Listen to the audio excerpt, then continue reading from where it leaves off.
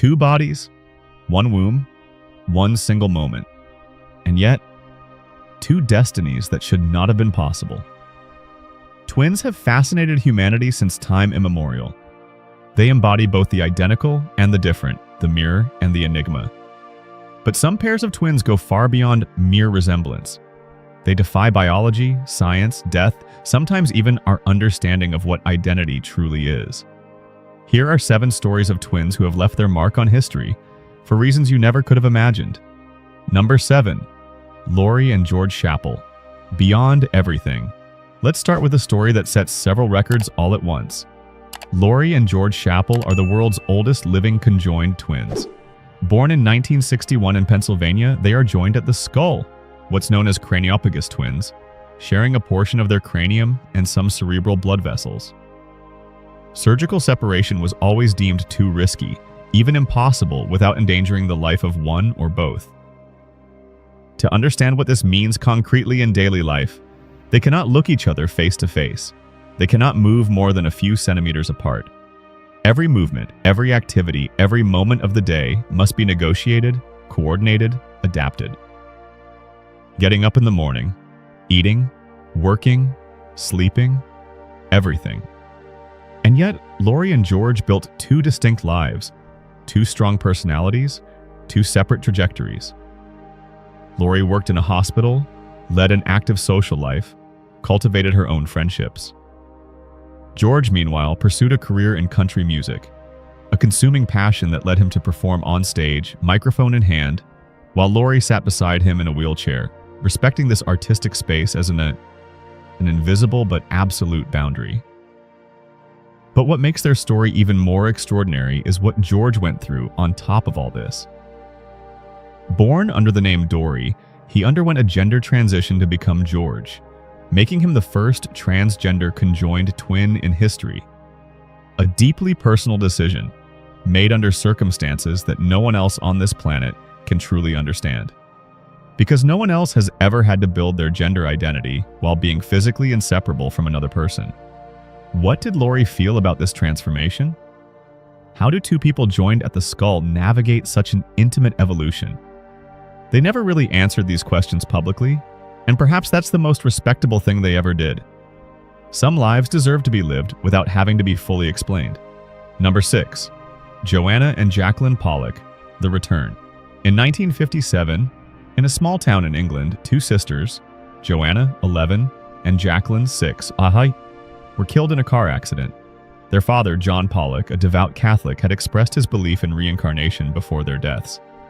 After the tragedy, he prayed for proof. A year later, his wife became pregnant. Doctors announced a single baby. John, however, insisted they would be twins. He was right. Jillian and Jennifer were born in 1958. From their early years, troubling details began to accumulate. Jennifer had a birthmark on her forehead identical to the one Jacqueline had in the same spot. She also had a mark on her hip, exactly like Jacqueline, in the same place, the same shape.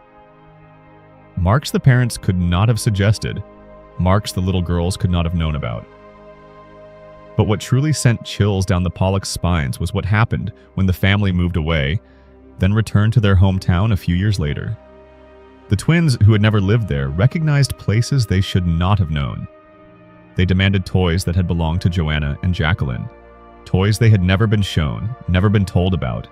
They called them by name, the right name. One day, the parents overheard them playing a disturbing game. One held the other's head in her arms, saying, "Watch out, a car is coming." No one had told them how their sisters had died. These behaviors had largely disappeared by the time the girls were about 5. Dr. Ian Stevenson, a psychiatrist at the University of Virginia and researcher specializing in cases of suspected reincarnation, studied the Pollock twins in detail. He never claimed that reincarnation was proven, but he was never able to explain what he had observed either. Number 5. Daisy and Violet Hilton, The Chained Stars. Let's return to conjoined twins, but this time to an era when being different meant being exhibited. Daisy and Violet Hilton were born in 1908 in Brighton, England, joined at the hips and buttocks. Their mother, an unmarried barmaid, immediately handed them over to her employer, a woman who would exploit them as a fairground attraction throughout their childhood and adolescence. They were exhibited in circuses, fairs, shows across Europe, and then the United States.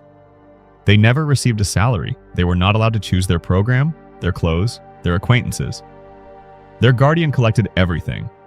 They lived in a state of total servitude, legally invisible at a time when no one cared about the rights of freak show performers. But Daisy and Violet had real talent. They played saxophone, violin, piano, they sang, they danced. And they did so with a grace and stage presence that far exceeded the mere spectacle of physical curiosity. When they finally managed to obtain their legal freedom in 1931, after a sensational trial, they became full-fledged stars of American vaudeville. In 1932, they appeared in Todd Browning's Freaks, a cult film that remains a major work of horror cinema and humanism. They played themselves with a naturalness and dignity that stood in stark contrast to the way the world looked at them. Their love lives made headlines. Violet married twice, Daisy also. Newspapers reveled in intrusive questions. How could a couple have intimacy with a third person physically present at all times? They answered these questions with humor, elegance, and a firmness that commanded respect.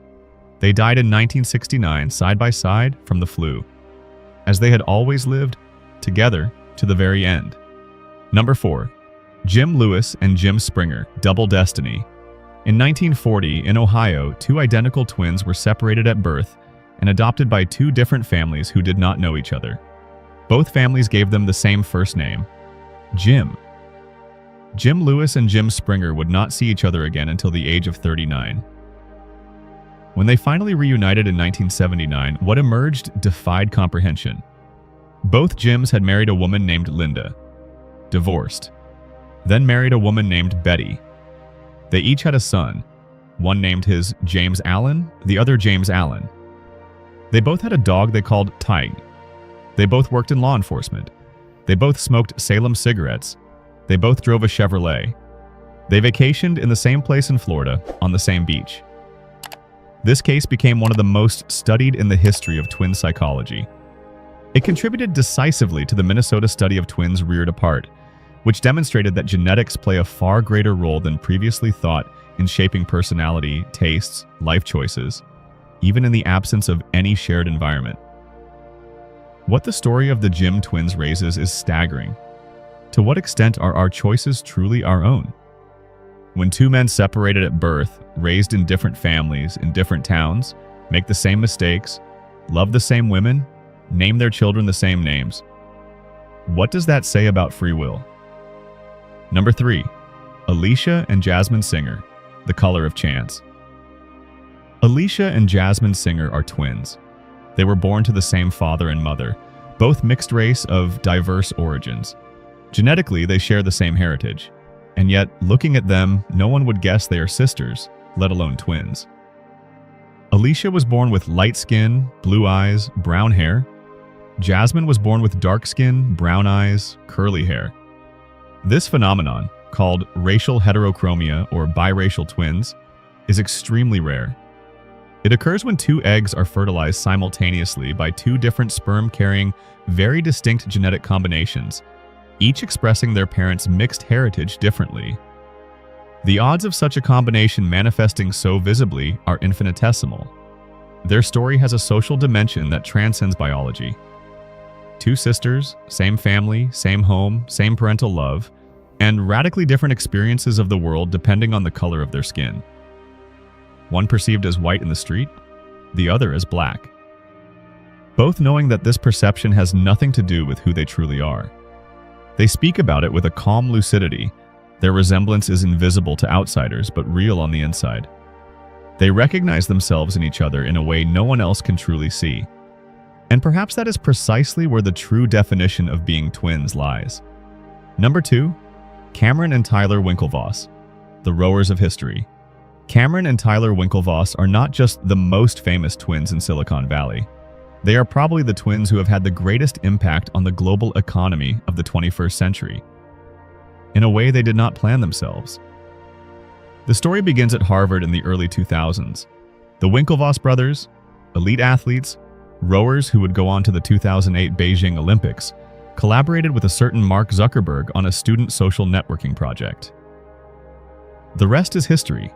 Zuckerberg launched Facebook on his own. The twins sued him for stealing the idea. After a long and highly publicized legal battle, they secured a settlement of $65 million. Most people would have cashed the check and moved on. The Winklevosses did something different. In 2012, with part of that money, they invested heavily in Bitcoin. At a time when cryptocurrency was still regarded as a toy for fringe computer scientists. They bought about 1% of all Bitcoin in circulation at the time, at a negligible price.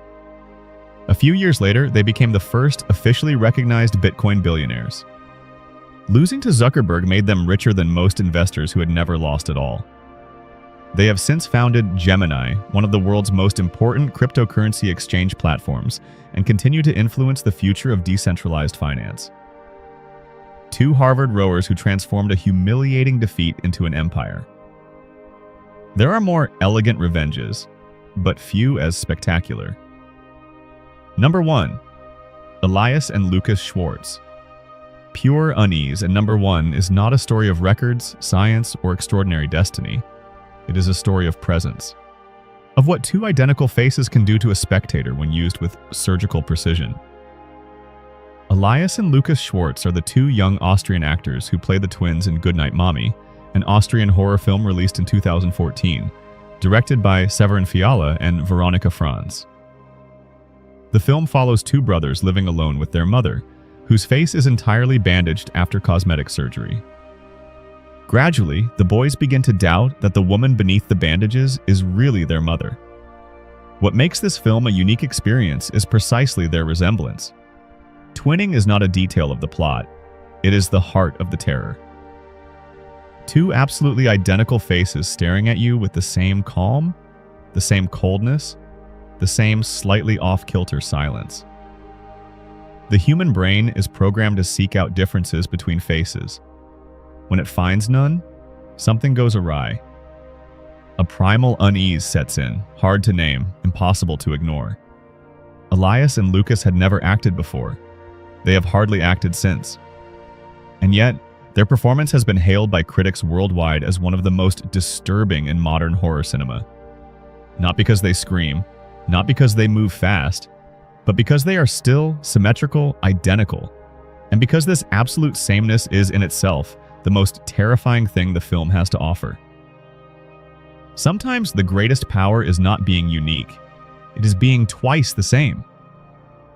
Finally, I want to express a huge thank you to the subscriber who sent me the image you see in this video's thumbnail. It's thanks to your sharing and your curiosity that we uncover such fascinating subjects. This image is particularly striking.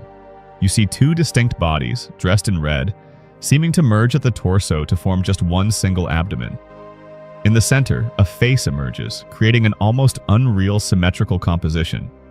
It is a perfect illustration of the mystery of conjoined twins or bodily fusion anomalies that captivate the collective imagination. It visually embodies this idea of two destinies for one single moment, illustrating the physical and psychological complexity of living a life where the other is not just a close relative, but an extension of oneself. Which story among these 7 pairs struck you the most or seemed the most incredible? Tell me in the comments.